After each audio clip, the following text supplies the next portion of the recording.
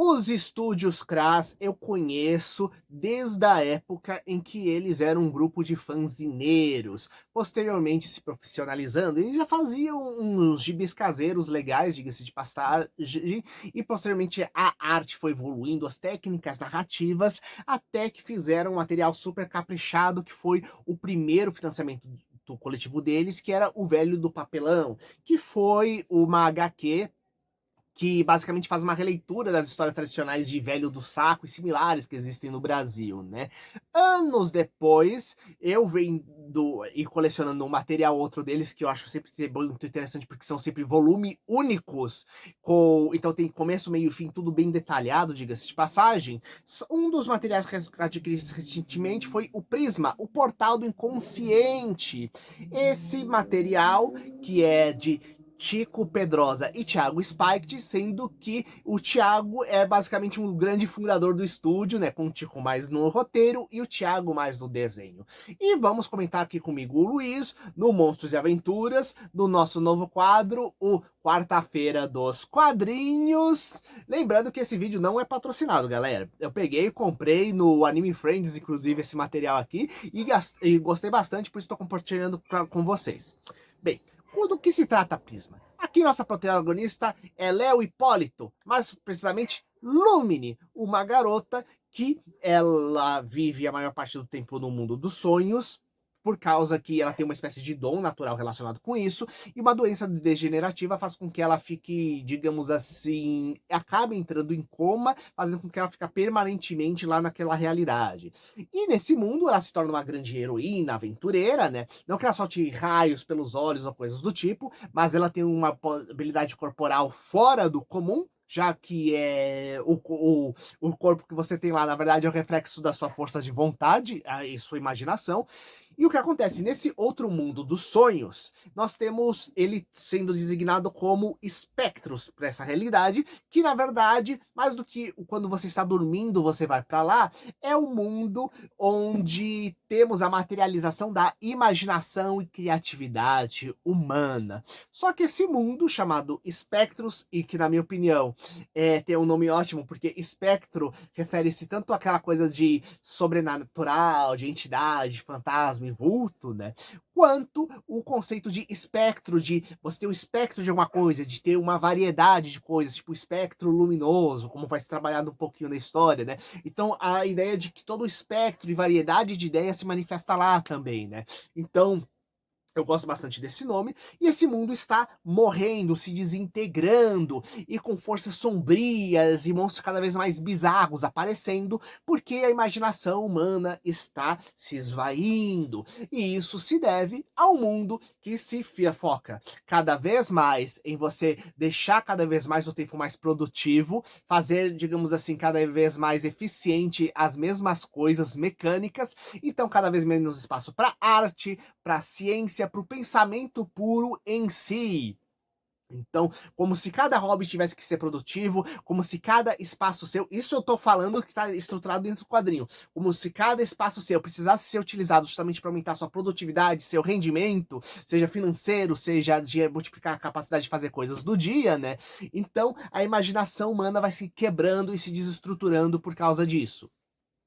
Então, o que acontece é que Lumine vai numa jornada, ah, justamente chamada pelo Senhor do Mundo dos Sonhos, e auxiliada pelo Alpha, que é uma entidade de várias que estão ligadas justamente às dimensões oníricas, numa viagem para reunir justamente a essência de energia dos três mundos que são corresponsáveis pela existência da criatividade, né? Então vai para o mundo sombrio dos mortos, para o umbral, tem o mundo celestial, seria o quase equivalente ao paraíso, né? Temos a própria Terra, né? Para conseguir justamente essas energias, e a fim também de, com isso, ir para o mais profundo, a zona mais profunda do justamente da existência, que é o inconsciente coletivo da humanidade.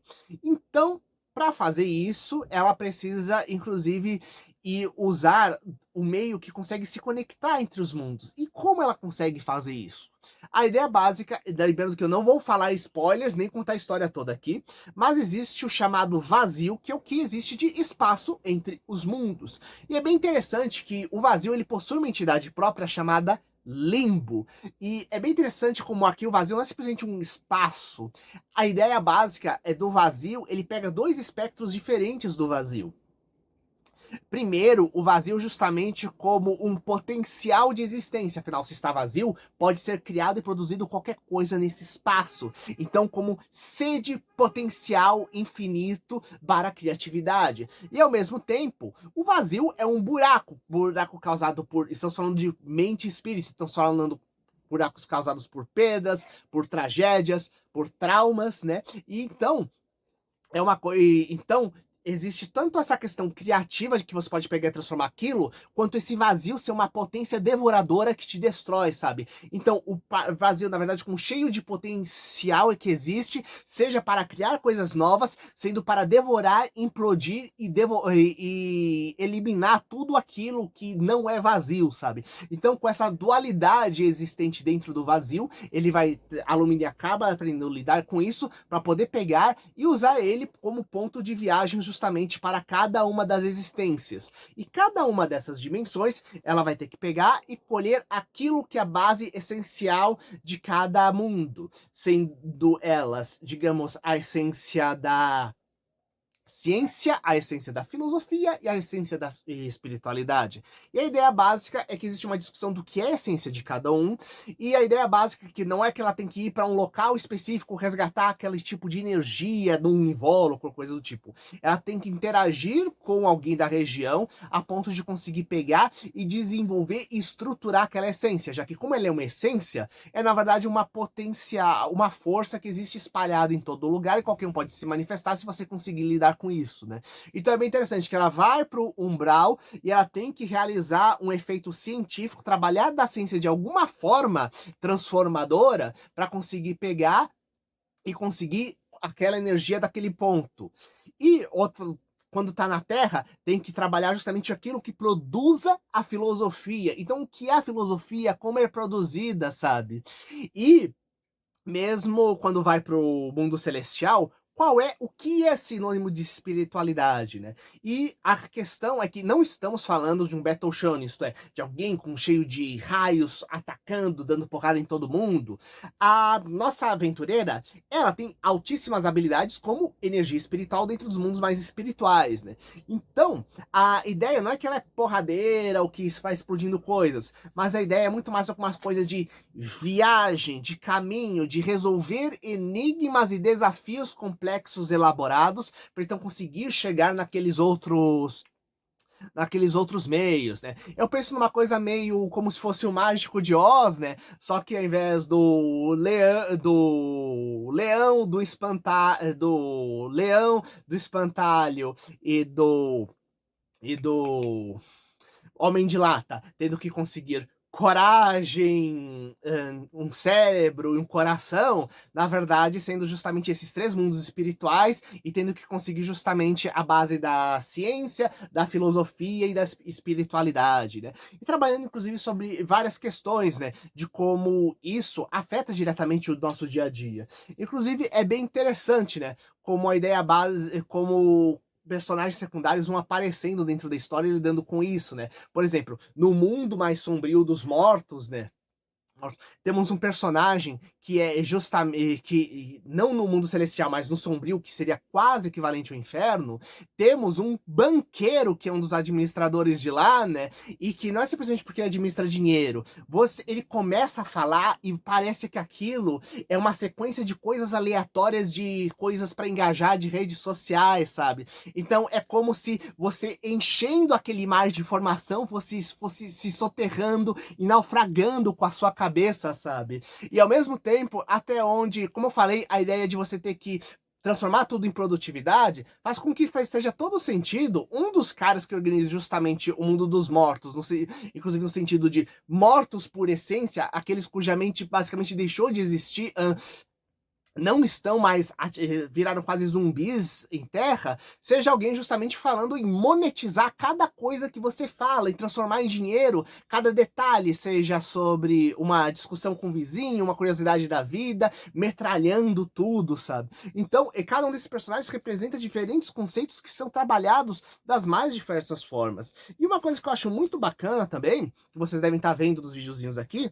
é como não é um padrão normal de, assim, tradicional de quadrinhos, onde normalmente você teria ou retícula sendo utilizada com as mais diversos tipos de texturas de cinzas, ou rachuras, onde você tem uma série de risquinhos para poder pegar e dar as questões de luz e sombra. Aqui, nós temos as chamadas canetas marcadoras sendo claramente usadas, como se fossem pincéis com diversos tons de cinza, que ajudam a dar um volume próprio para cada coisa, para cada sombra, deixando muito mais fluido, contínuo e orgânico, sabe? Então, acaba sendo, tendo uma arte com um aspecto próprio e que consegue transmitir exatamente aquela volumetria e aquele aspecto que é necessário. Seja uma área mais clara, transmitindo mais espiritualidade, seja uma coisa mais sombria e distorcida para mostrar as diversas criaturas que vão aparecendo lá. E é bem interessante como é um mundo próprio com suas regras, mas que dialoga com certas filosofias básicas do nosso mundo de vários aspectos. Não sendo alguma coisa pregando algo, mas sendo um quadrinho que faz você refletir sobre, estimula seu cérebro a refletir sobre cada aspecto de como você trabalha e valoriza tanto a sua criatividade quanto a criatividade dos outros, né? E como um mundo sem criatividade acaba morrendo, né? Afinal, vamos ser sinceros, gente. Se vocês estão assistindo esse vídeo no YouTube, é porque vocês gostam de ver coisas criativas, querem quadrinhos, querem alguém discutindo e conversando sobre um determinado tema, seja para vocês lerem posteriormente, o que eu recomendo, seja para vocês pegarem e refletirem sobre coisas, ou mesmo ter motivação de ler alguma coisa em casa, assistir um filme sobre determinado tema, sabe? Então, se você está utilizando uma roupa, aquilo teve um design que fez aquele projeto e estabeleceu aquele tipo de estampa e aquele tipo de textura, aquele tipo de cor. Quando você tem qualquer objeto dentro de casa, foi alguém que pegou, pensou, planejou e criou a partir daquilo. Tanto a parte científica para aquilo ser uma coisa funcional, quanto uma parte mais estética para aquilo ter um certo objetivo de beleza, sabe? Então, tudo ao seu redor existe por causa da mistura de arte e ciência em maior e menor grau, sabe? E algumas vezes a gente age como se as coisas estivessem simplesmente materializadas na nossa frente. Então, eu acho esse quadrinho uma delícia, sendo que ele não é só aventurinha, ele tem sim uma batalha final contra as forças justamente anti-criatividade, que eu não vou falar muito para dar spoilers, mas que inclusive é uma batalha extremamente coreografada, porque como eu falei, a ação da aventura em si, ela é bem detalhada e fluida. Então quando chega no combate, naquilo que é um dos raros combates da história, a gente tem uma coisa que é extremamente coreografada quadro por quadro, quase uma storyboard da sequência de uma luta sobrenatural dentro de algum filme de fantasia ou ficção científica, sabe? O que é muito bacana. Então, se vocês gostaram, né, tem disponível na editora Crase, alguns locais que pegam e revendem, e revendem também, né? Dê uma procurada daqui. E se vocês gostaram também, aproveita para dar aquele like, compartilhar com os amigos e até o próximo vídeo. Falou!